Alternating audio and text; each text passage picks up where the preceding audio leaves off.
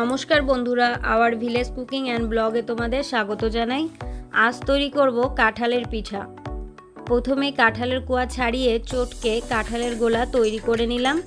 এবার ময়দা, চালের গুঁড়ো, সুজি, চিনি ও পাউডার দুধ দিয়ে ভালো করে গুলিয়ে নিলাম। এবার কড়াইতে তেল দিয়ে ছোট ছোট করে পিঠাগুলো ভেজে নিলাম। এভাবে সব পিঠে ভেজে নিলাম। তোমরা তো এভাবে অনেকে তালের পিঠে খেয়েছো, এভাবে কাঁঠালের পিঠে খেয়ে দেখো, আশা করি খুব ভালো লাগবে।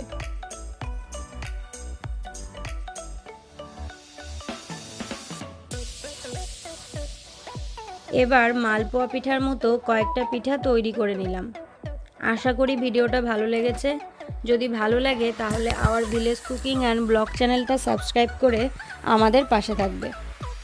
আর লাইক, কমেন্ট, শেয়ার করে বেল নোটিফিকেশনটা অন করে রাখবে নতুন নতুন ভিডিও পাওয়ার জন্য।